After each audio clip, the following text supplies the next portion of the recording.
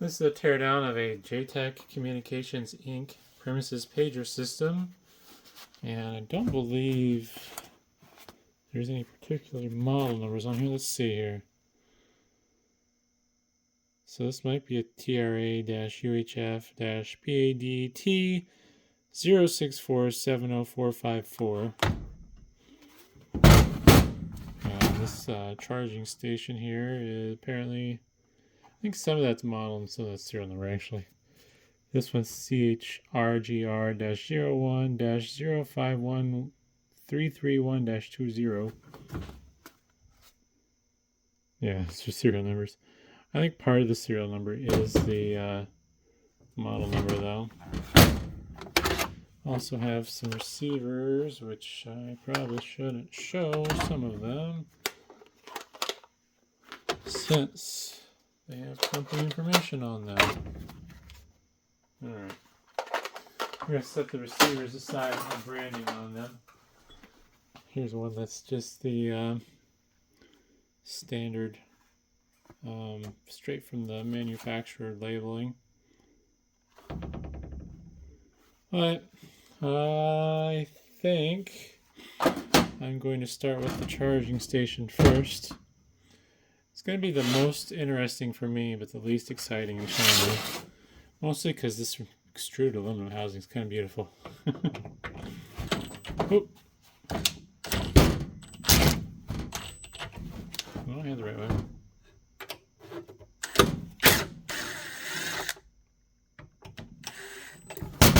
And since this came from a restaurant, of course it's all sticky and gross. The screw's all messed up. It's not for me.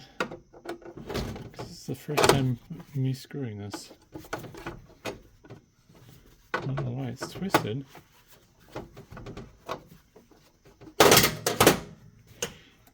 See if it's far enough out. Maybe I can just... Also, would help if I had a number 2 Phillips, to be honest. I'm just being lazy.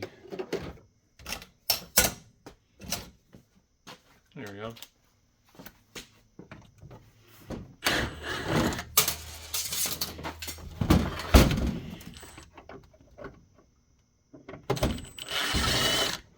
Huh.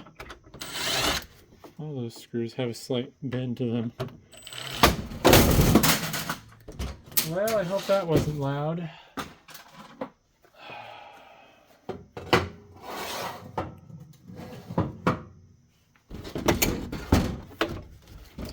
These screws are really stuck in the metal.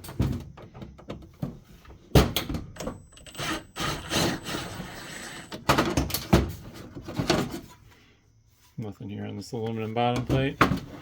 We do have some power control circuitry though, along with some rails. So the outputs of the power supplies. Oh, that's cool. You have to have dual power supplies. Sure looks like. Go up these rails, and then the charger clips into them with little springy pins. Or the base station clips into the charger and connects to these two rails. Kind of like a same way a model train would be powered to some degree. These nuts are rusty. I'm just curious here. Is this plastic? Yeah. I guess it makes sense that it's plastic, but looked like it could have been aluminum. So these two transistors are labeled NEC B772P. Fix the focus there. And yeah, from the looks of it, the board does require dual power supplies.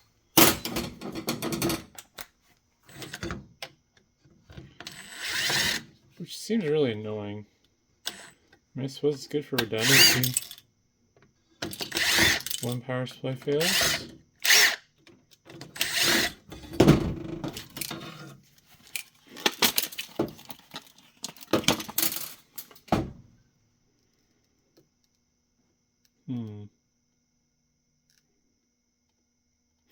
Looks like there's a shared ground plane between the two.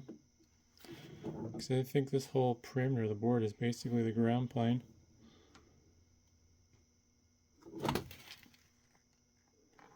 Otherwise, yeah, I believe the power input is isolated between each half of the charging circuit. Kind of fun. Just slide in.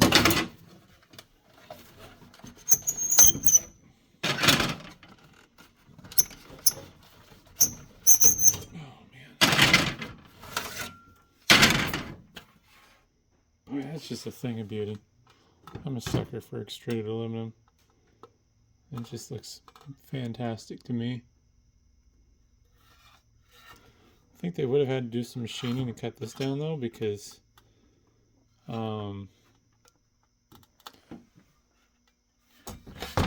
so you extrude this like a piece of spaghetti or Play-Doh going through a die. And this all would have been one solid shape, so they would have had to cut this down, I believe, and make out that cutout there. I'm not sure how the top is attached. Looks to be just glued on. I guess I can find out by smacking it with a hammer in the distance.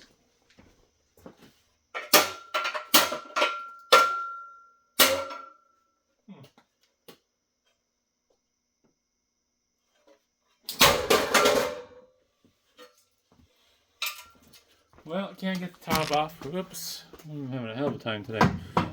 This could be a horrible video. It's attached pretty good. Maybe if I hit it with something a little stronger, like sledgehammer. But it is started to come off. It's like epoxied on.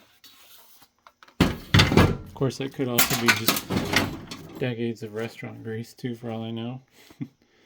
We'll do the base station next. Let's make a screwdriver for that. Let's just prise off, like so. Little locking clips in the bottom half. And you got some screws along the outside edges.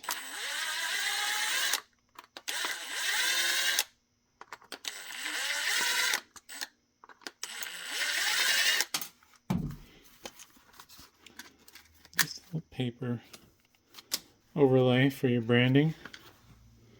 Looks like we got some model information there potentially.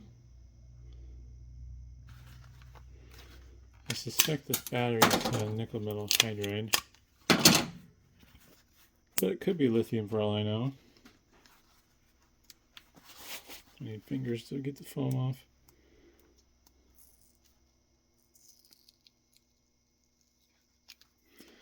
Yeah, it's a nickel metal hydride battery. So, yep, that is a waste hazard. Here's the internals. Not too much to see on this side. There's a blob there that probably has all the brains. Little vibrator motor. And there's an antenna right there. The little arch piece of metal going over the LED. A variety of crystals and some pots. Or probably, I don't know, maybe tuning. Much more LEDs too. So this thing really would blink up a storm. 2 screws on the bottom removed that are holding down the board. And on the back side, you got some more blobs along with the chip here. I'm going to read that off camera. Highmark FS8107 A26826.1. So, yeah, a little speaker too. I assume this would beep at you. There's the contacts. I'm going to guess that they're brass. I'm going to find a magnet here and see if it sticks. Oh no, they don't stick very strong to the magnets. They might be like stainless steel actually, which is interesting. Straight into the steel pile. Moving on. Now we got the base station. Try to keep it in frame. This one's super sticky. I was not going to tear this down inside of my office because it's just sticky as. Who knows how many years this was in service.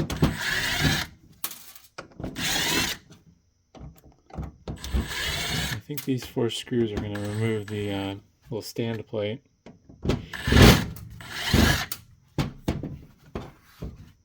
Oh, wow. Okay, those 4 screws remove the faceplate. And there's a little rubber pad here with contacts that are carbon. A little portal for the little display there. Oh, this thing's disgusting. Look at that. Typical though. That's restaurant equipment for you. It's one reason why I don't like dealing in restaurant equipment anymore. It's so dirty. Good money in it if you know the right people, but it is dirty and miserable. I need to remove. Oop, take that screw out of the way. Alright. So we got a little antenna connection there going to BNC. Wow. Alright, that was unexpected.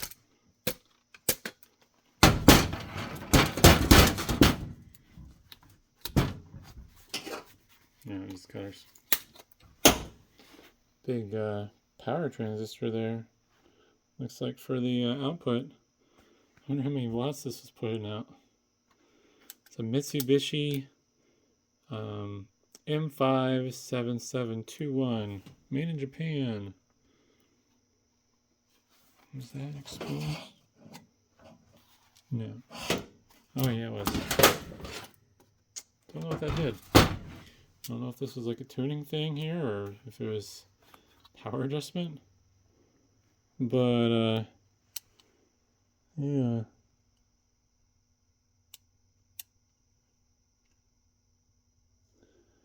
Interesting. So this is all like the wireless section. And not much logic. Chip there. I suspect that's like a serial output or something. Serial controller. Maxim MAX 232CWE. Totally screams serial to me. 232, I mean RS-232 comes to mind. Take this label off this chip here. See what this is.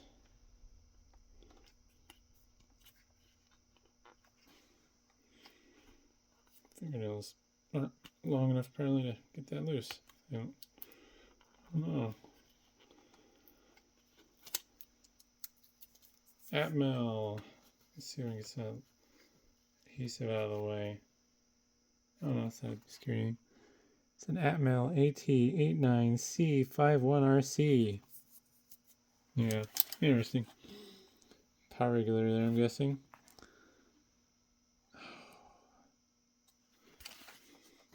The surface isn't easy to read. There we go. L7805C-V. Yeah, DC jack. You can see the traces going through this section. So, we'll display there. Has a blob under it, so it has some built-in controller. And that's the right way up for that.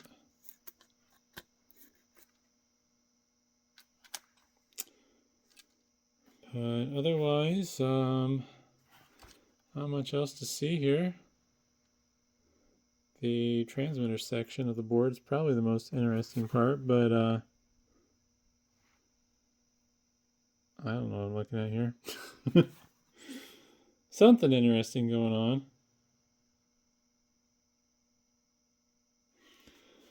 But yeah, I think that's all there is to see. So hopefully that's interesting, and thanks for watching.